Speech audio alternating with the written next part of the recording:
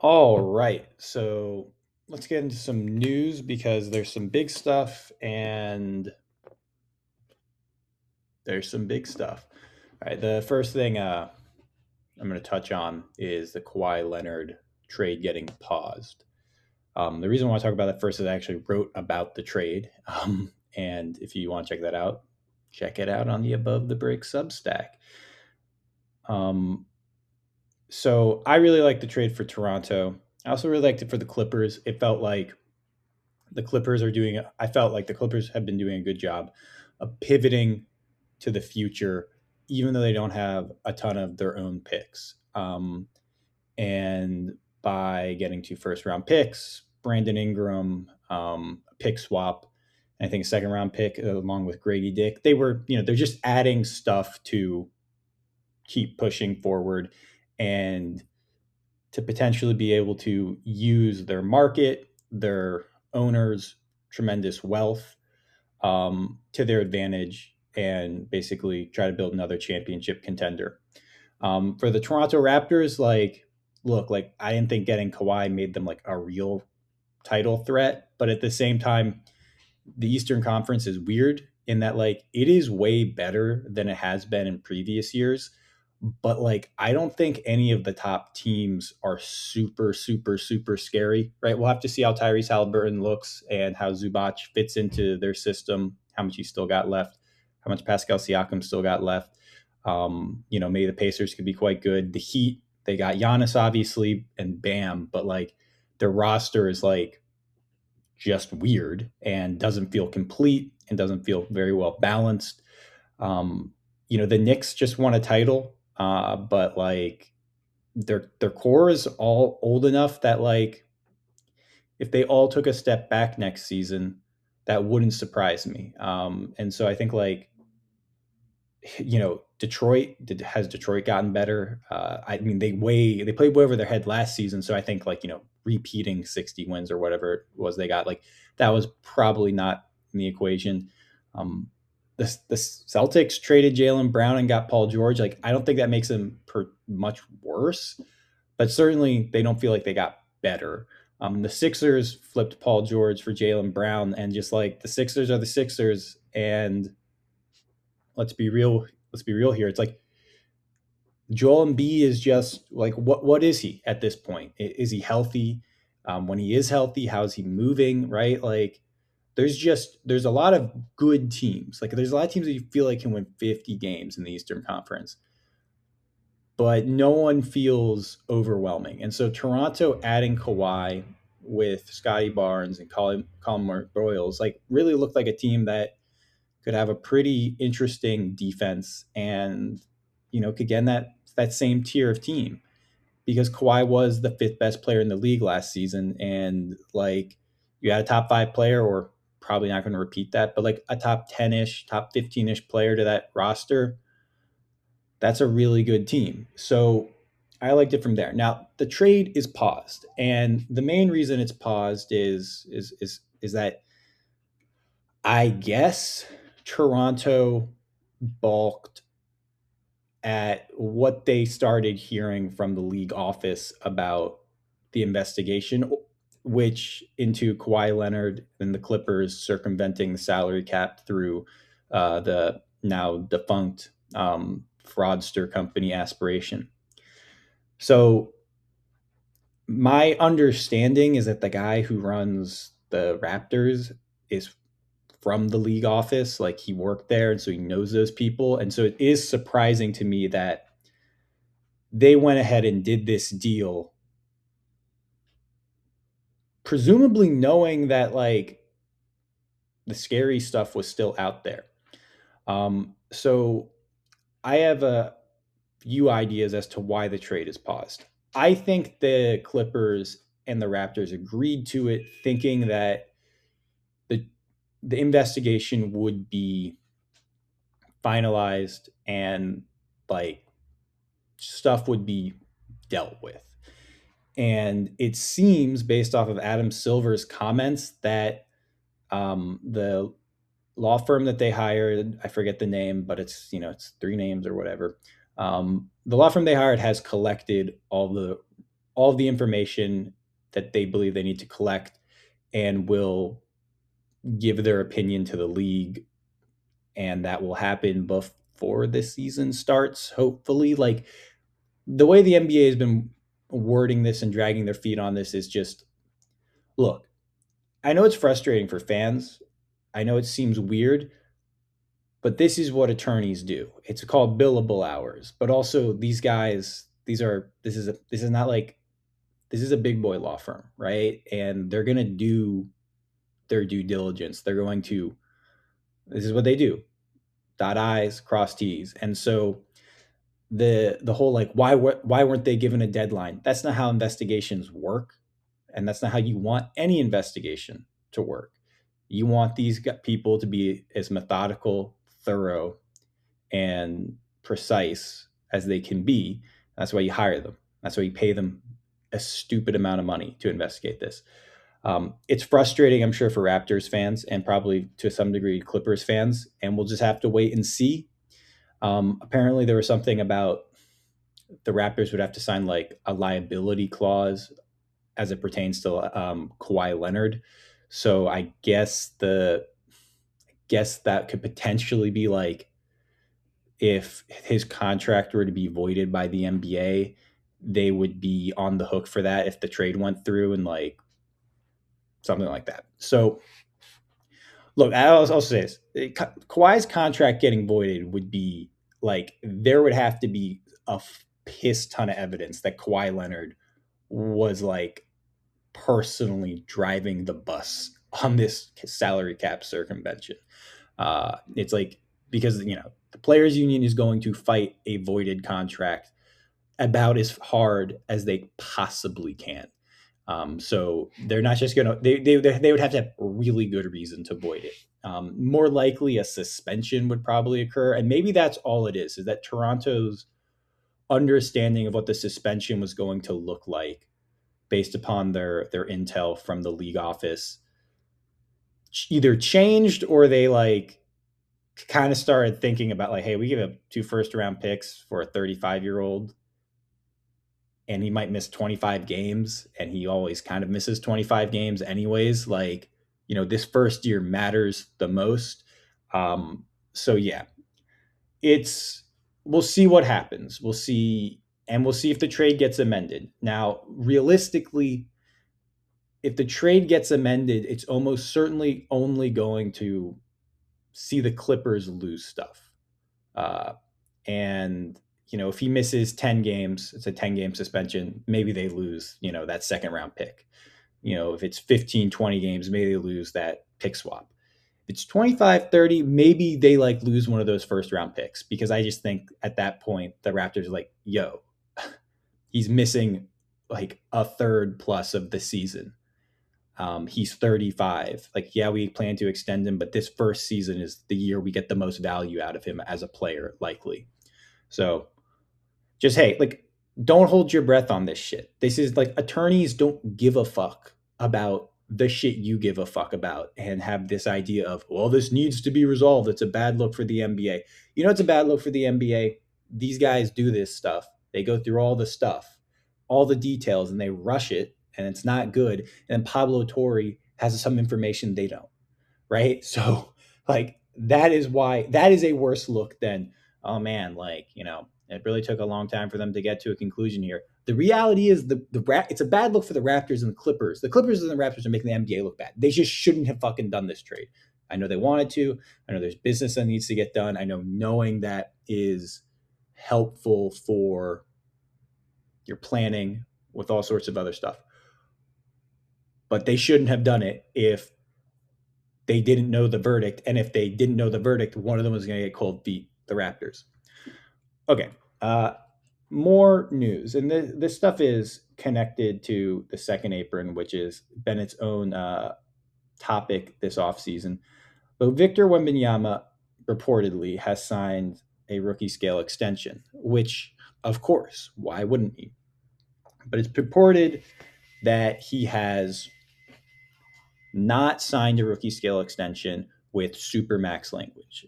If you aren't super up to date with what that means, it's pretty basic.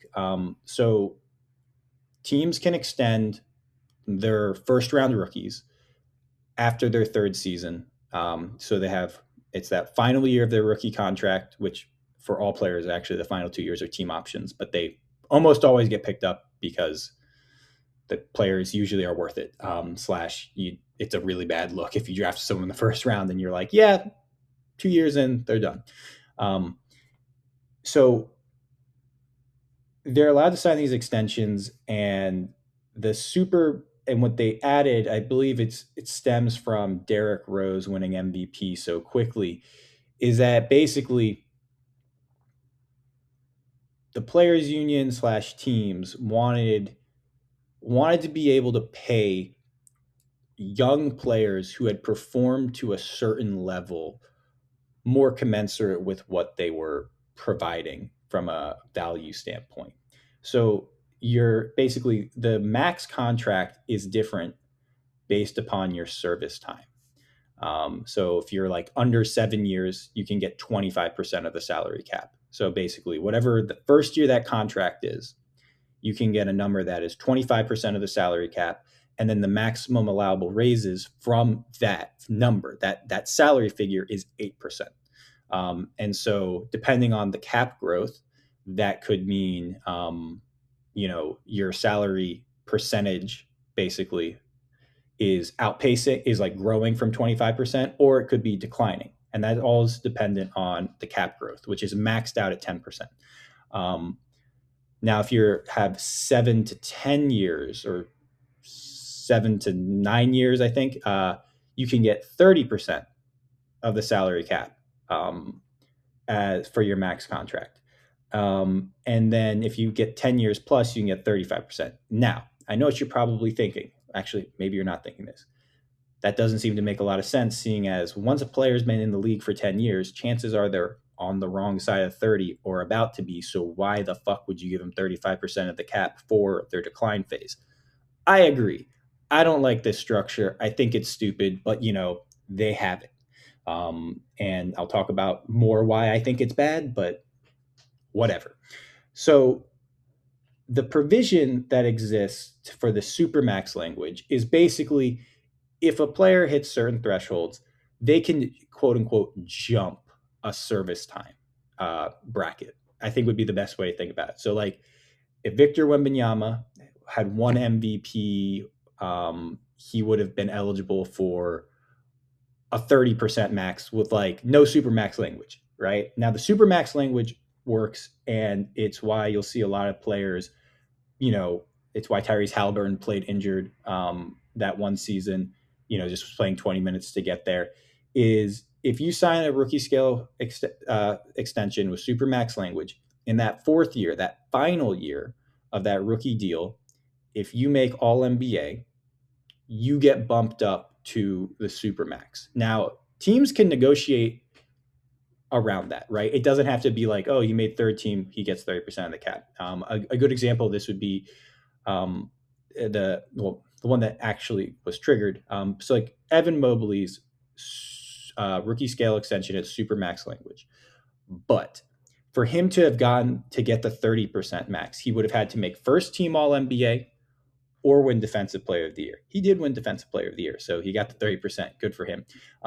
But if he had gotten second team, I think it was like 27.5 or like something like that. And then if he got third team All NBA, a slight bump, not the full. Just you get third team All NBA, you get 30%. So that's basically what most of these really high level, high achieving rookies get. They don't even need to have already made an All NBA team like Paolo Banchero. And the reason I didn't like the Paolo Banchero contract was it was like he got supermax language and a player option, and like it's just like he got everything from the Magic, and I was like, Paolo Banchero is not that good to just get everything, like no negotiating. And fortunately for the Magic, he like didn't even come close to that, so he's just on 25%. But Wembanyama basically is just like doing the flat 25%. That's what Chet Holmgren did, and the reality is if Victor Wembanyama plays 65 games next season, he will make an All NBA team and probably will win Defensive Player of the Year. So him just being like, this is not going to happen, no matter what, is very beneficial for the the San Antonio Spurs for their financial salary cap maneuverability going forward. Wembenyama is worth 35% of the cap, right? He's that quality of player. He's one of the five best players in the world. He's only getting better. He might be the best player in the league next season. If you were paying him 35% of the cap, he would still be on a great contract.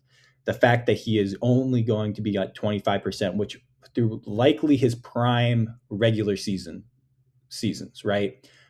I think he'll have his best regular seasons over the life of this contract. And he might be able to maintain that somewhat on the next one, but probably those ones he'll be better. He'll provide more of his value in a raw sense, like with his playoff ability. That's kind of what you see where players peak in terms of regular season value earlier. And then they kind of that fades because it's like that's just high energy, high intensity stuff to do. And then they kind of make up for that by being better in the playoffs, either with more experience or just like actually being better, but like just not cranking it up to that level during the regular season. So based upon the salary cap projections, which I'll get to in a second, this likely will save the Spurs 50 million over the life of the deal, over the life of the extension, which is a fucking piss ton of money. I mean, it's not probably 10 million a year. It's probably like, slightly different, but it adds up to around 50. That's a lot. That's just like that gives them a lot more wiggle room to do things, to stay under aprons, to stay under the luxury tax. And I just want to say this, Victor Wembanyama, you are a traitorous piece of shit. Like, I hate to say this, but this is a huge dick move by Victor Wembanyama to the rest of the players. He should be ashamed of himself, as Stephen A. Smith would say. Like, seriously, like what he has done is be a huge piece of shit. I know he wants to win. I know he thinks this will help the Spurs win. Probably will help the Spurs win more games. But every single NBA team can now say, well, Victor Wembanyama didn't get supermax language in his contract. And he's the greatest prospect ever and the greatest player in the league, probably, right? Like, that's what they can now say. Jalen Brunson took a discount. Jalen Brunson isn't the best player in the league. Like that, like it's a completely different situation. I can list 10 players very easily that I think are better than Jalen Brunson. I'm sure some Knicks fans would push back on that, but it's like Jalen Brunson is a dog shit defender and he's a very good offensive player, but he's not one of the five best offensive players in the league. So you do the math there, he's probably not top 10. So yeah, Wemby is just completely fucked over the Players Association. If I was someone in the Players Association, I'd be on the fucking phone with this dude, explaining to him what he has done to labor. And the reality is, like, I know the amount of money that he's gonna get on this. People that don't live in this world are like, well, it's still a crazy amount of money. You know what? It's not about the money, it's about the power. And this is giving more power to management. This gives the billionaires more power over these millionaires. And the millionaires are who we care about, right? So Victor Wembanyama is what he's done here is like real fucked up. And I think it's an unforgivable decision. Like, I don't care about, like, dude, it's like at the end of the day, these guys don't understand that they work for the NBA, right? When you get traded, you get your contract comes along with you. If you go European soccer, a lot of transfers fall through because the team and the player can't negotiate a new contract because that's how it fucking works. You don't just like the contract doesn't follow you. And you know why? Because these teams are actually individual entities competing against each other. The NBA is just the league, which happens to have 30 teams to disperse the players. It is the owners are one group sharing a massive pie amongst themselves. And they make the players compete against each other, the GMs compete against each other, but they're all in cahoots. And this is bad by Wemby. He is giving those pieces of shit more power over the players. And I, for one, like I'm not like actually furious at him, but like it was a bitch move. It was a dick move. He straight up, someone needs to like explain to him the damage he has done to the Players Association and to future generations of basketball players. Because the second apron is being treated as functionally a hard cap by a lot of teams.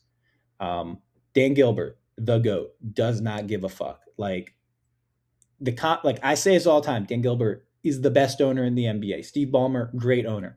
The guys that just don't give a fuck will burn money. Those guys, mad respect. Fucking love them. But most of these guys are using the second apron as a hard cap. And the reality is that it's not. They can go buy that shit. Oh, we lose. We have a draft pick frozen 7 years out. Like, what the fuck are like what the fuck are we talking about? It's not like that draft pick disappears. It's just you can't trade it. It's not like you can't get the ability to trade it back at some point. They're bullshitting. They're using this as justification to be cheap bastards, even though they are billionaires and own fucking entities that sell for billions of dollars. They're like, well, I'm gonna use any opportunity I can to justify cutting costs.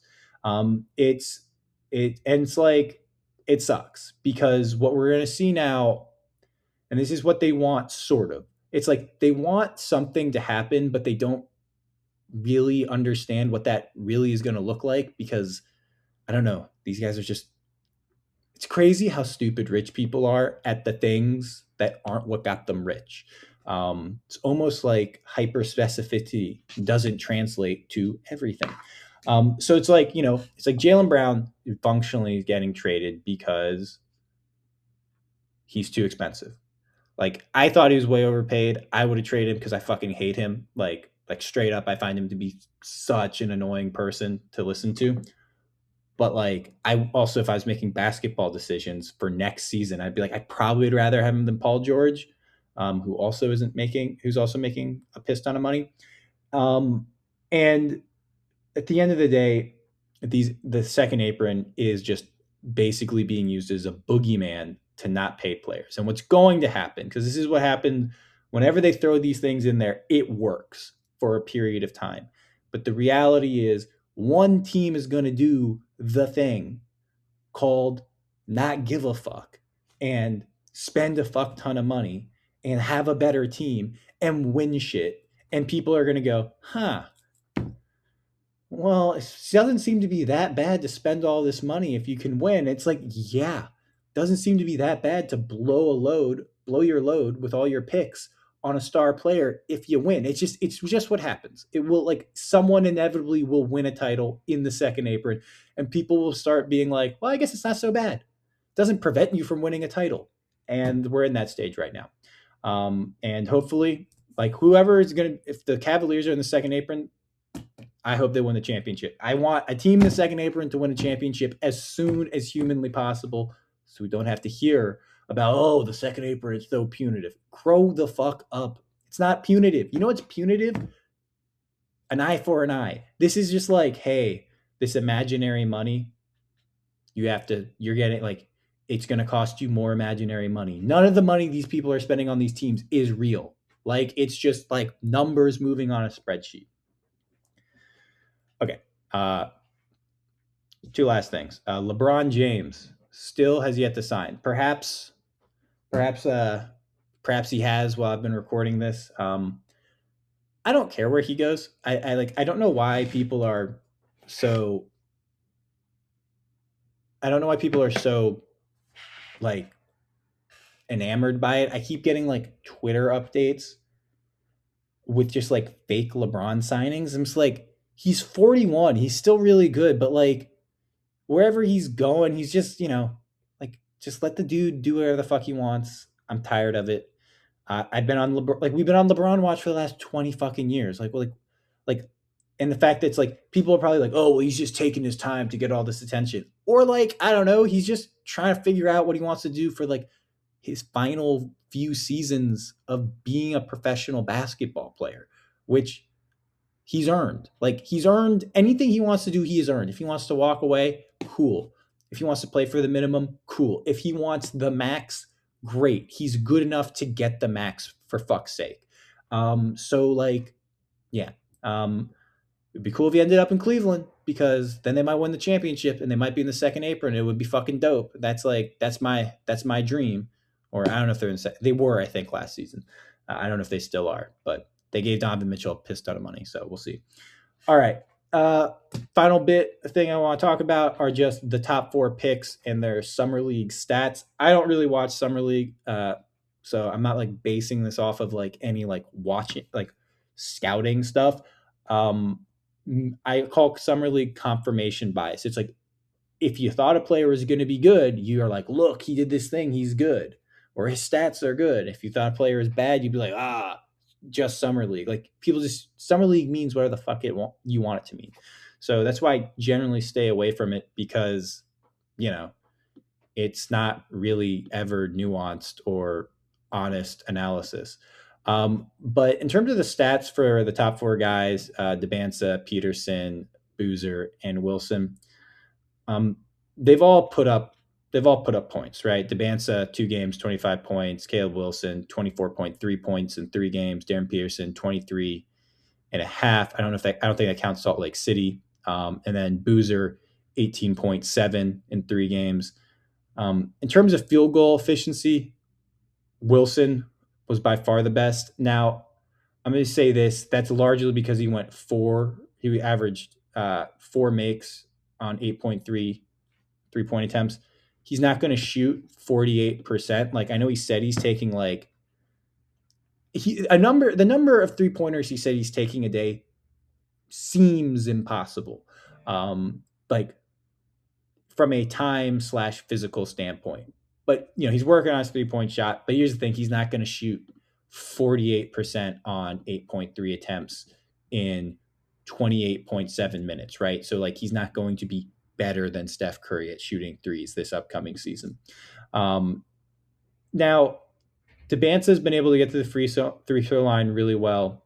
Peterson as well has been able to get there. They all look like rookies in summer league playing with guys they just met in terms of their statistics. The one thing I am a little bit concerned about is like people are very hyped about Darren Peterson's summer league performance, and his efficiency is awful. 33.3%, the lowest of these guys. His turnovers per game are at 5. Now he is averaging the most assists per game at 4, but it's like, and then also 6.5 fouls per game. You can get 10 to foul out in summer league. So Peterson was getting like hyped up big time. And like, I understand that like when you watch him play, the speed, the ability to create separation, I just would like to say, like, I know they're asking him to do stuff he's not going to have to do in the NBA, but the guys he's playing against in the summer league, most of them aren't NBA quality players.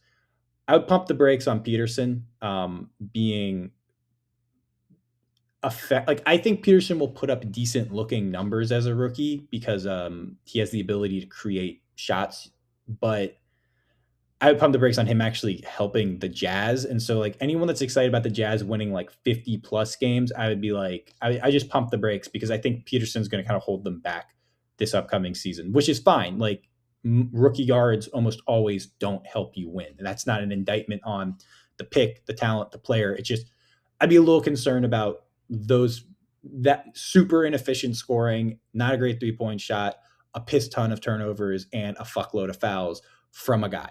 Like none of this really matters, but I would just say like, let's wait. Like I wouldn't be super excited about it. Debansa, the things that like we thought he would be good at, he seems to have been pretty good at: getting downhill, drawing fouls, attacking the basket. The rest of his, 7 rebounds per game, actually the most of them. So none offensively. It would be cool if he ends up being kind of in that Jason Tatum mold of these kind of small forward/power forward players that just really rebound at an elite level for their position. People don't care about rebounds as much, but like getting really good rebounding production from a wing, super valuable. It allows you to play him at power forward much more comfortably. And then when you're playing him at small forward next to like a real power forward with a center, like you can just, it's a nice boost. So like Obviously, it's summer league, but like that could be interesting if that ends up being the case. The playmaking, like I didn't love him as the number one overall pick just because I feel like his passing is never going to be super good, which kind of caps your offensive upside. But it looks like, the size, scoring, athleticism stuff, like he should be able to help the Wizards. I think he'll be able to help the Wizards win more games as a rookie than like Peterson will be able to help the Jazz. And like that's just a function of like being big reduces your learning curve. Um, Caleb Wilson, obviously, the shooting has been fantastic. Hasn't gotten as many free throws as you would hope, 4.3, and he's shooting 23.1% on free throws. Now it's one free throw for all of them, so I'm not going to be like he's a bad free throw shooter, but he did not shoot free throws well, which makes me very concerned that 48% three-point shooting is not going to stick. So I would, with him, once again, I would pump the brakes as him being someone who's going to be a decent three-point shooter as a rookie.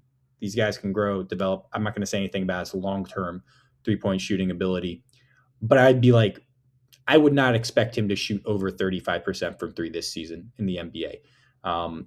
Partially, it's just like the Bulls are probably going to have him take more threes in terms of like not catch and shoot. So yeah. But he's exciting. 4.3 turnovers, 1.7 assists. Like once again, like these are all things where it's like these guys are young players that are going to take some time.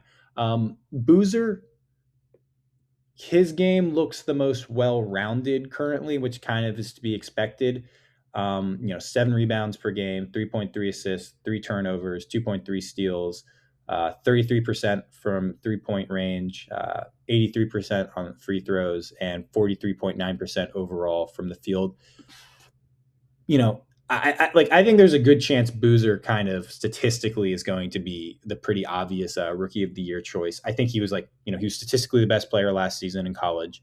Um, people talk like people. He has a very NBA ready body, and what's crazy is he's younger than all three of these guys. Like so, you know, it was why I said like the models are going to love him, and I think after that rookie, what I've seen with the summer league stats and like kind of his college stats and this environment he's going to be playing in Memphis, where they're going to like really run a lot of stuff through him, he has a very good chance to win Rookie of the Year and have the best rookie season out of these guys because he's probably the most NBA ready and he's younger than him. I'm very surprised he was not like more in the conversation for number one overall pick. To be completely honest, I think I think there's a chance in 2 years people go like, why the fuck wasn't he just not the number one overall pick? He's younger than all these guys and he was the best player in college. Now, long term, the athleticism that those other three guys have, maybe they can get to a higher peak. But Boozer's probably going to be the most valuable of these four on that rookie contract. All right, that's a long bit of gabbing, but gets got to touch on some news.